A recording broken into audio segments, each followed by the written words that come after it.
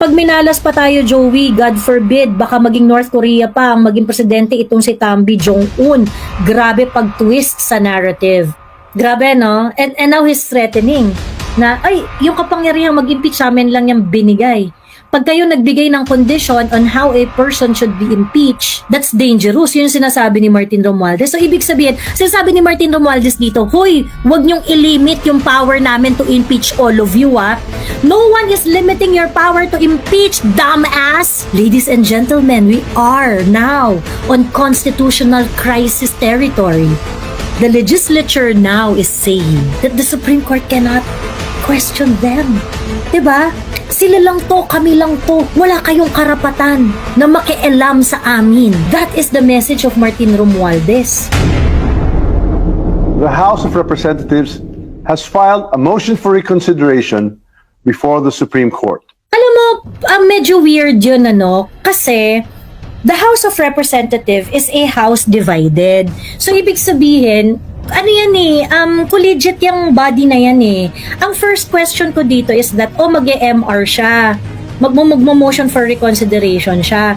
Diba, si Supreme Court, ni-require niya si 19th Congress to address certain issues, diba? Yung bago pa magpalit tayo ng Congress, bago pa mag-20th Congress, I wonder, parang meron yata tayong problema dito sa locus standi. Kasi parang, is he speaking as a representative of the 19th Congress or the 20th Congress? Kasi those are two separate entity. Ang nag-file ng impeachment is the 19th Congress. So ngayon, yung 20th Congress, pinipilit nila that it is going to proceed, that it is within their power to initiate an impeachment complete. Okay, fine, sige, gawin mo yan. But in doing so, in answering, kasi ngayon 20th Congress na ngayon eh, 'di ba? Was Martin Romualdez able to get the concurrence of all the members of the House of Representatives, both ng 19th and the 20th Congress to do this action? Isn't it necessary? I mean, oo, sabihin na natin na hindi, he can act in behalf of the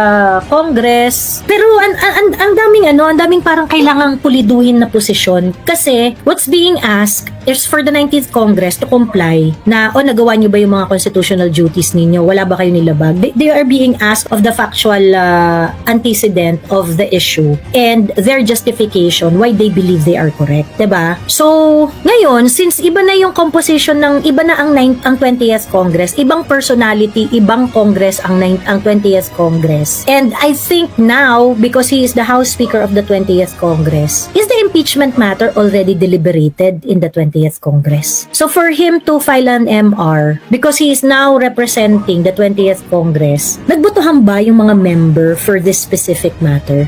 It's just it's just a question so as not to put doubt doon sa representation ni Martin Romualdez that is what the 20th Congress would like to do.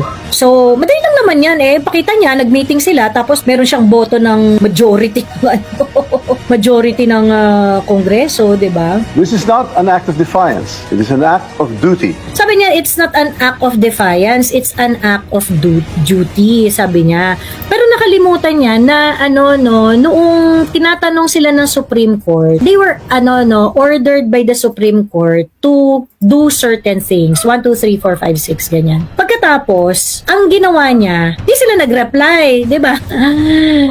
Diba? Ito yung sagot ng House of Representatives. Ayan. Respondent most respectfully begged the indulgence of the Honorable Court and conveyed the need to decline responding. FGH and to further respond to inquiry. J. It is the position of the House that these matters pertain to its internal proceedings, which have always been regarded as beyond the jurisdiction and scrutiny of this Honorable Court. Nagmatigas na sila eh. Diba? Nagmatigas na sila dito eh. Kasi ang sinasabi nila basically is that yung mga ito, kasi these are about rulemaking ng rules ng House of Representatives.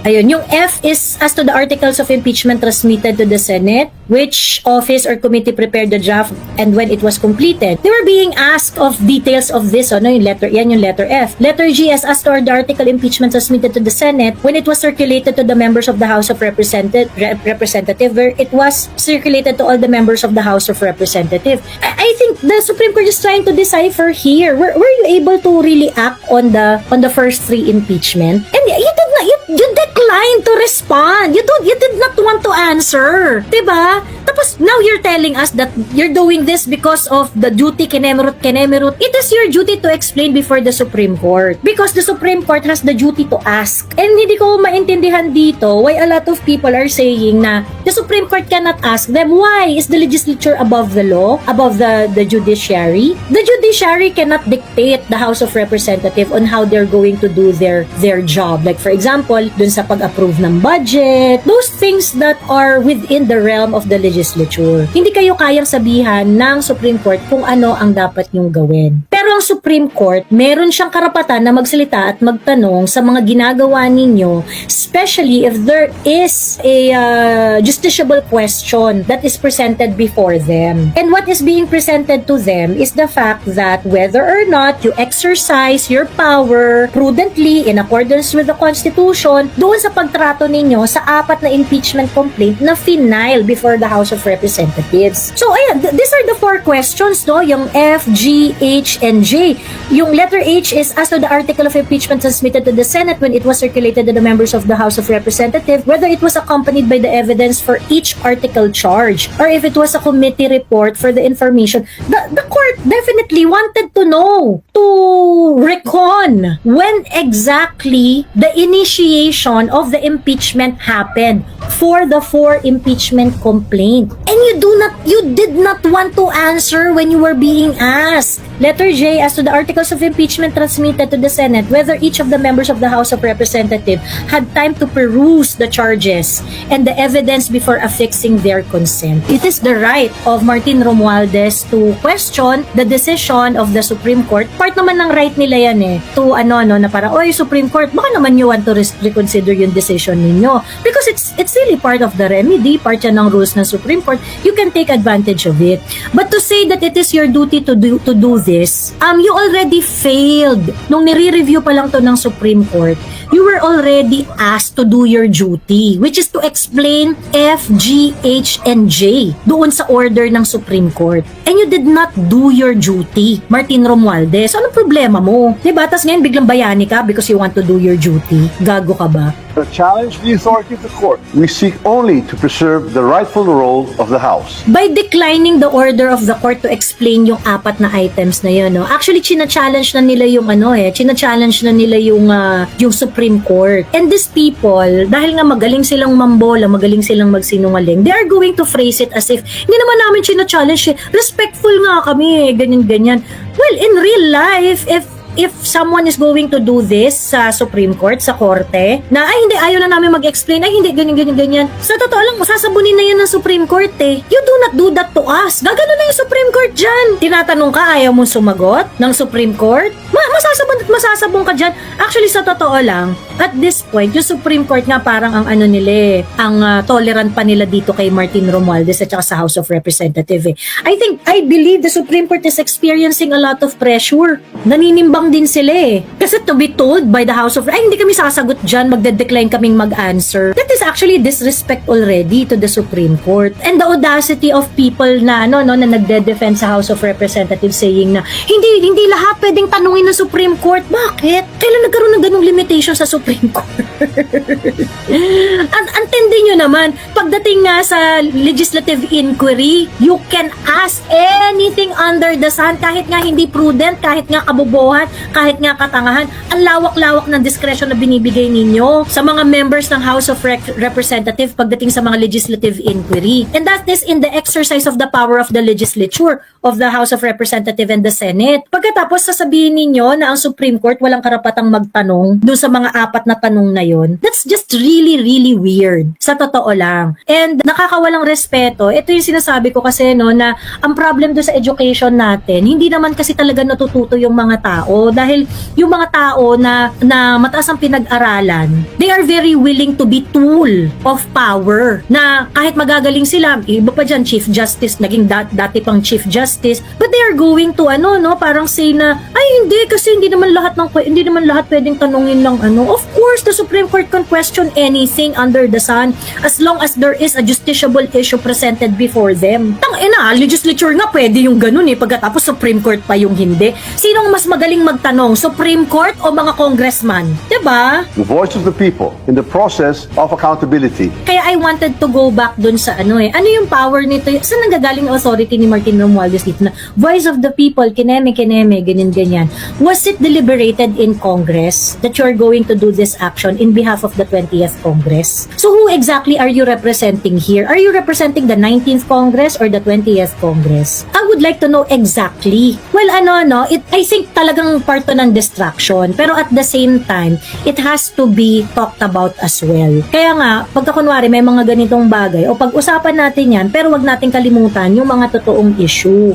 Kasi, grabe rin naman yung issue na itong ginagawa ni Martin Romualdez Kasi if we're not going to pay attention to this one, we're gonna go full on constitutional crisis. And if we're going to have a constitutional crisis, it's going to have a huge impact to the stability of our country. Sa totoo lang Let us be clear. The Constitution says the House of Representatives shall have the exclusive power to initiate all cases of impeachment. That power is not shared, not subject to pre-approval, and not conditional. That process is subject to due process. The Supreme Court is not saying that your impeachment is approved or disapproved. What the Supreme Court is saying is that you did not follow due process. And question of due process is a justiciable question. It is something that the Supreme Court has the right to review, to rule upon. Diba? So ngayon, tinatarantado tayo nila Martin Romualdez na parang hindi, sa amin lang to.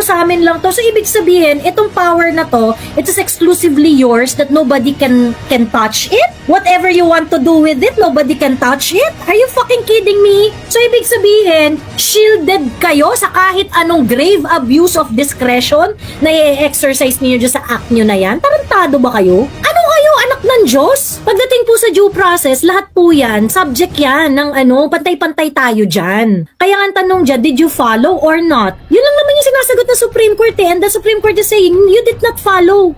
So therefore, ano bang nangyayari sa mga acts na hindi nag-follow sa due process? Diba? In GR number 278353, the Supreme Court ruled otherwise, based on a misreading of facts and a retroactive imposition of the new rules. On February 5, 2025, the House transmitted the fourth impeachment complaint, filed and signed by 215 members to the Senate. Only after this transmittal did we archive the earlier three complaints. The sequence matters. It proves there was only one valid initiation, not four. Even the court's own precedent, Francisco versus House, supports this. Ang problem, you were asked that question, you did not answer. That's the problem, diba? You were asked that question. Actually, records show that you archived it. Si Sec Velasco actually, nung tinanong siya publicly, nagsabi na siya pina-archive daw sa kanya. So ngayon tinatanong kayo, yung in-archive ninyo na tatlo, 'di ba? Isa lang yung inaktuhan niya, isa lang yung tinransmit ninyo, yung tatlo, pinabasa nyo ba yan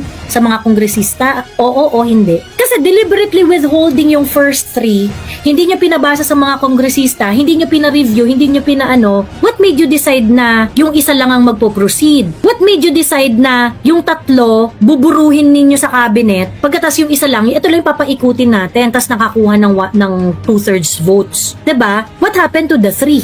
You deliberately withheld it. That's the problem. You also deprive the entire body, the House of Representatives, the ability to scrutinize the other paano kung yung iba, of course, syempre, alam naman natin premeditated yung ninyo, no? But for the sake of, let's say for the sake of knowing the possibilities, other possibilities here, kung hindi nyo pinakita sa ibang mga kongresista yung first three, paano natin malalaman na hindi yun ang pipiliin nila para i-transmit sa House of Representatives? Winidhold nyo nga. Tapos sinasabi nyo, in-archive lang namin to after namin madesisyonan yung okay, in-archive ninyo yung tatlo, etong pang-apat lang yung pinili ninyo. So did you discuss the first three or not? Was it given to everyone? The first three? Was everyone given a copy of the first three impeachment or not? Remember, meron rin mga interview sa Sec General Velasco na hindi yun binigay sa mga members. Nandun lang yun sa kanya. Tinago lang niya, pina-archive sa kanya. The moment that those were actually transmitted to his office noong December pa. And there were a lot of interviews pertaining to such. Only one impeachment can be initiated, and that initiation begins with a 1/3 endorsement or a referral. That is exactly what the House did. The court also said the Vice President was denied due process because she was not furnished a copy or given a chance to respond. But nowhere in the Constitution is that required before transmittal. In fact, in all past impeachments, the trial and the right to be heard take place in the Senate. To invent new rules now and apply them retroactively is not just unfair, it is constitutionally suspect. Let me say this with candor. I do not understand why they fail to understand that what is being questioned here is your adherence to due process. If you're going to exercise your power to impeach, you cannot exercise it with abuse of discretion. Yun yung hindi nagigets ni Martin Romualdez, ano? I'm pretty sure naiintindihan nyo to eh. Kaso nga lang siguro, your back is on the wall. 'Di ba? You have to spout any argument that will defend your transgression. So yun. A government of laws cannot allow any branch to become the judge of its own accountability. The Supreme Court... Ito grabe no, parang upfront na to na defiance sa Supreme Court eh. So are they saying na the Supreme Court cannot do its duty of judicial review sa action ng legislature? Ladies and gentlemen, we are now on constitutional crisis territory. The legislature now is saying that the Supreme Court cannot question them. 'Di ba?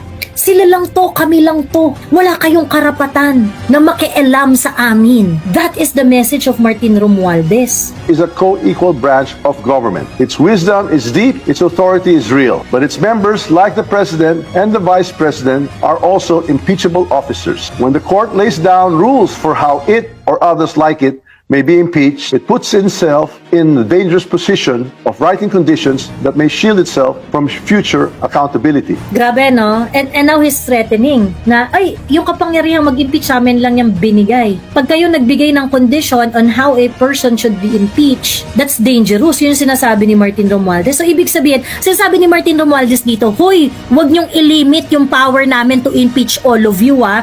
No one is limiting your power to impeach, dumbass. Due process limits your power to impeach anyone. Did you follow the due process or not? Because the standard is very, very entrenched in our judicial system. You are limited by the concept of due process. You cannot say that no one can question you because it is your sole prerogative. This is full-on dictatorship, ladies and gentlemen. Ayaw magpa-question ni Tambi. You know, akala ko BBM is a dictator because he's tanga, no? Pag hindi niya maintindihan, wag na, ito na lang, basta sundin nyo na lang to. Si BBM dictator siya kasi lazy siya. But the real dictator is Martin Romualdez.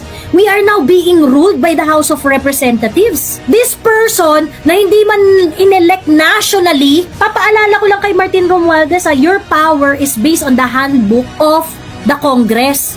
The powers of the House Speaker is listed in that handbook. Handun lang yung power mo. And the power of the House Speaker, many of it is actually limited to administrative power. Saan nanggagaling yung kapangyarihan mo ngayon na magsabi na, ay kami ay dito, ay hindi ganito, NM.